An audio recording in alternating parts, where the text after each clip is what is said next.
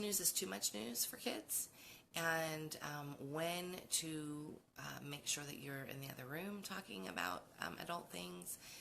I know it's really hard, and so I wanted to sort of give you some resources and talk about, when is it okay and when is it not okay? Where is that tipping point, and how much information is too much information?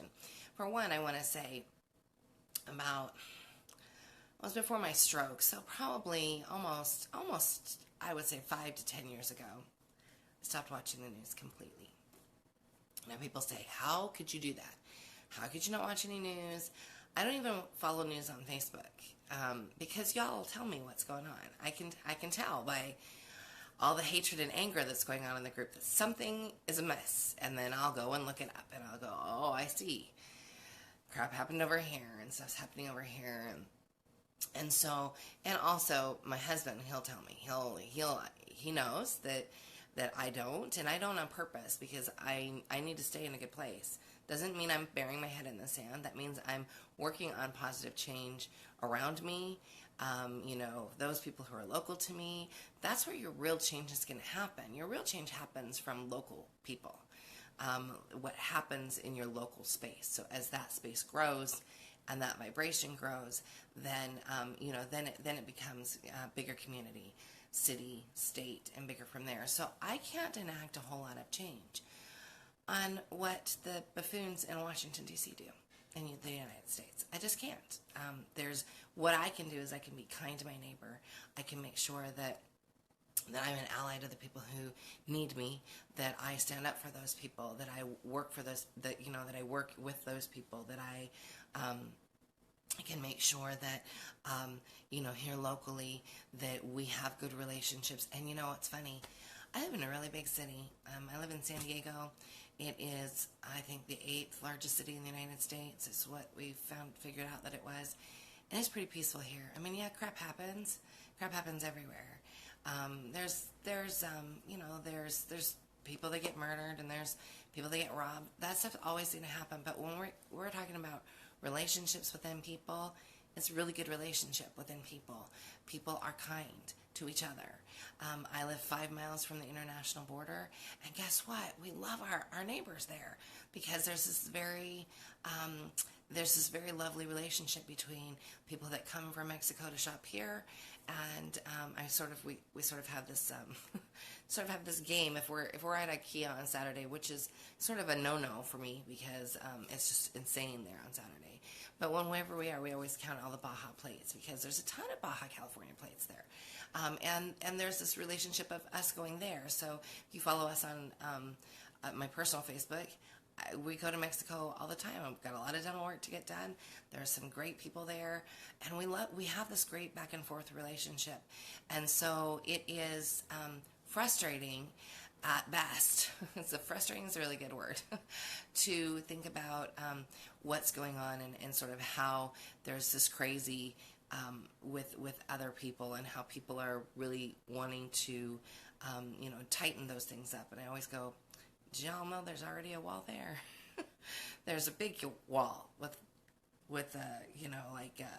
barbed wire across the top of it. Nobody's getting across that wall. Of course, things happen, of course, and I'm not going to get into a bunch of politics here, but because my topic is how do you talk to kids about that stuff, and at what point do you talk to kids about that stuff? So how much information is too much information?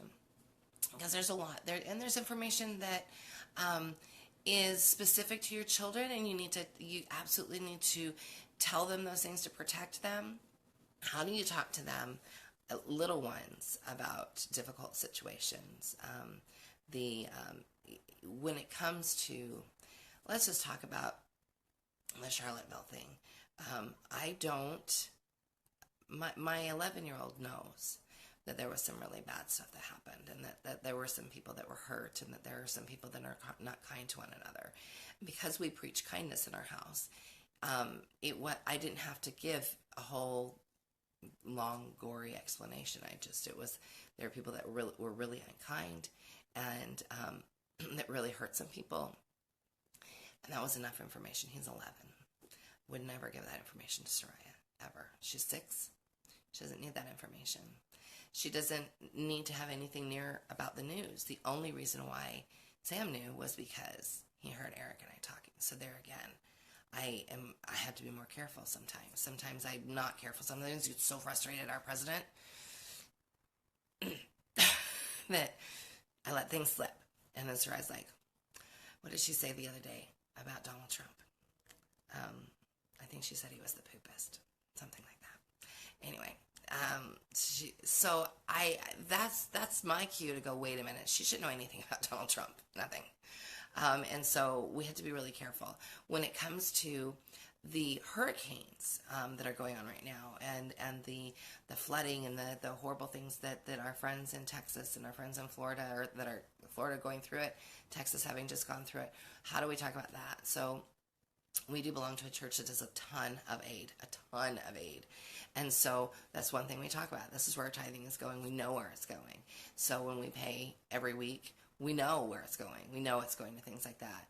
And so it's really helpful. So when our kids know that there's bad weather, and we talk about that there's been bad weather in some places, and this is what we're doing to help. And so we might look at a video from there's an organization called Mormon Helping Hands that is one that some of our money goes to. So we're looking at how people are being helped. It's super helpful for them to not feel like there's no hope, or there's no protection. And so then of course the question comes, well, what if that happens here? What if that weather happens here? And without getting into a meteorology conversation, about how, well, we don't have hurricanes here, we live on the West Coast, I don't get into those kinds of conversations. I just talk about, we're not going to live in fear. We're going to do the best that we can to not be afraid. So if you are in those areas now, what things are you telling your children? My guess is that you might be like trying to figure out, I don't know how to tell them that's not going to happen again, because you can't. So you just have to let them see you prepare, let them help you prepare. I think that's one of the biggest things, because we don't want to feel helpless, and we don't want kids to feel helpless.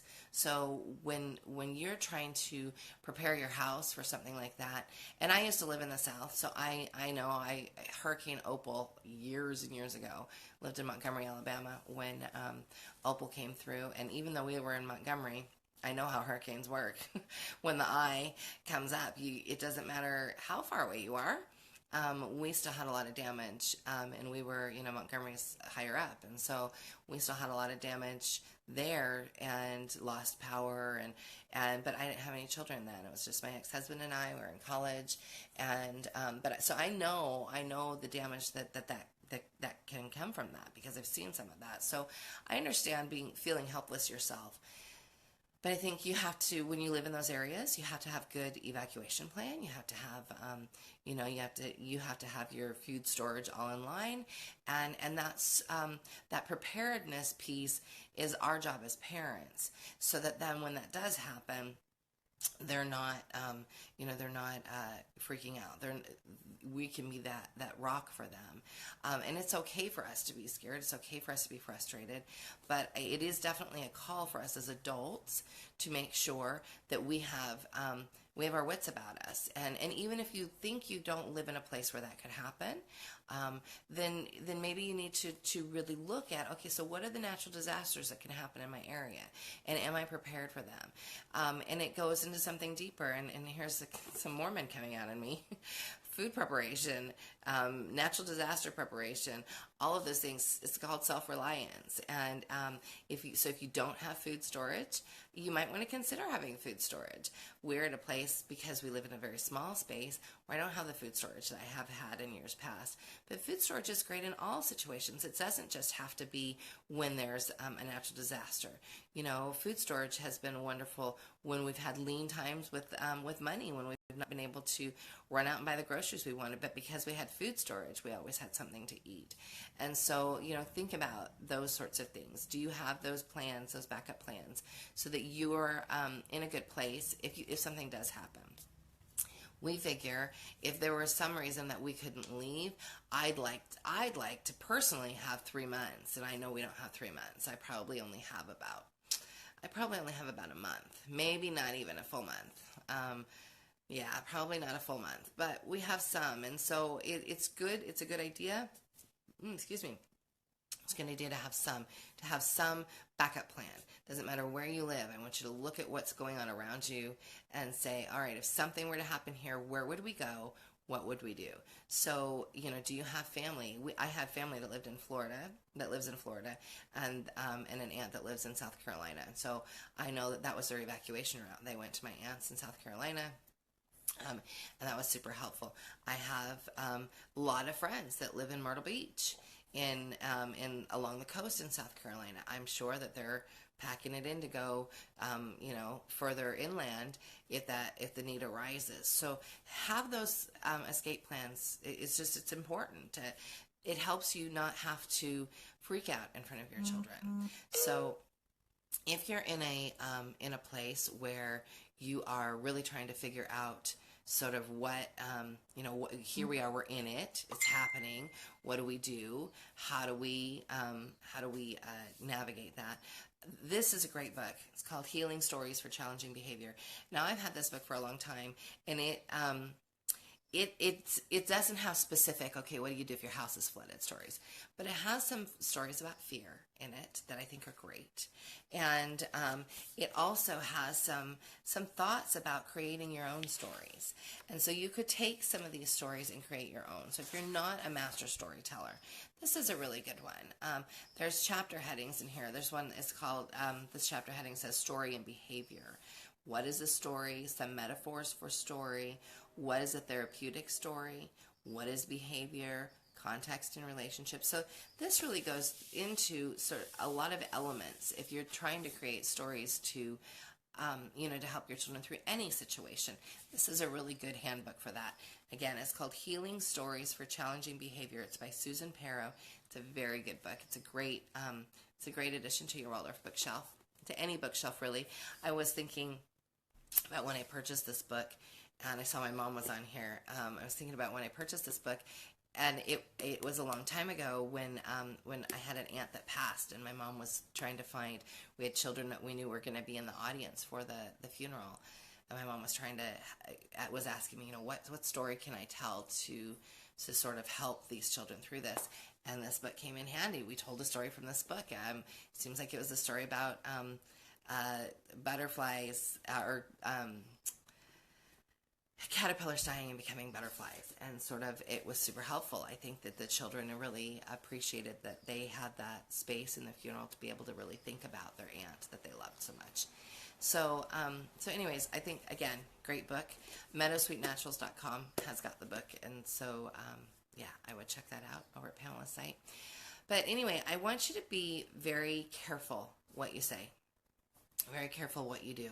I think it's easy that we live in this time of so much information. So much information. We're being inundated by it. And so many moms that are wearing their hearts on their sleeves. So many moms that have that trigger finger when it comes to typing, and anger and frustration. And I understand the world feels like it's closing in. And you have got to find a way to get some relief. And it's not going to be by being a keyboard warrior. You've got to step away. There are things that you're never going to be able to teach people on the other side, especially if you're screaming at them and you're angry. So you have to step back. If you've gotten angry at the keyboard in the last month, you've got to really check yourself and go, okay, wait a minute, this isn't good for me. It's not good for my blood pressure. It's not good for my kids to see. It's just not good overall. So step back. You're not going to make somebody understand from one post on Facebook. You're not going to cure racism from one post on Facebook. It's systematic, and it's not going to happen that way. It happens from you talking to your neighbors and your friends, and them talking to their friends and their neighbors. It comes from you calling people on their crap when they're saying things that they shouldn't. It comes from this bigger. It definitely, it starts here. It is not going to be on the internet. You're not going to be able to write a perfect blog post that's going to cure it for everybody. You're not going to be able to, get the people on that Facebook group to listen and understand. It's not going to happen. So that doesn't mean you should stop educating people, for sure. You just have to cut the anger a bit, because that's really, if you've got the anger going, guess what? Your kids are feeling it. So I want you to think, okay, my kids are out of control. They're upset at each other. What am I doing? What am I doing? Am I responsible for some of that? Am I walking around angry? Am I walking around feeling helpless? Am I on my phone too much or in front of the keyboard too much? What is it that I'm doing that's enacting this? Because you know what? And I've said this for years and years, children act the same every day. Every day. It is how we approach it. Even kids with special needs. If I'm off, Soraya's off. It's just going to happen that way. If I'm off, everything's going to seem like just crappy the whole day. I'm going to be grouchy. I'm going to snap at Eric. I'm going to snap at my kids. I'm going to pick a fight with Ellie. So I have to check myself. You have to ask yourself, is this me? And it's the hardest thing to ask. You know, we do a lot of coaching with a lot of clients, and asked one guy, I said, you know, is it you? And he's like, yeah, and it would make me so mad to know that it was me. I go, well, so much more mad. Guess what? It's called humility. We have to step back, and we have to really look at the bigger situation and our part in things. And looking at our part in things is really frustrating sometimes. There are a lot of people that just don't want to hear that it could be them. And so I'm constantly submitting, was that me? So ask yourself, if you're in conflict with everybody, maybe it's you. Maybe you have to really evaluate your happiness factor. So I'm going to submit that you need to find ways to be happy, even in the midst of crazy.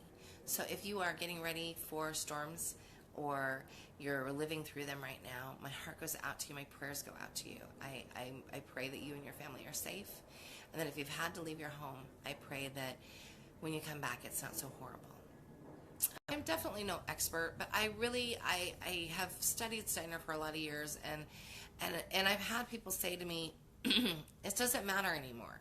What he says does not matter when it comes to development, because kids are hurting now.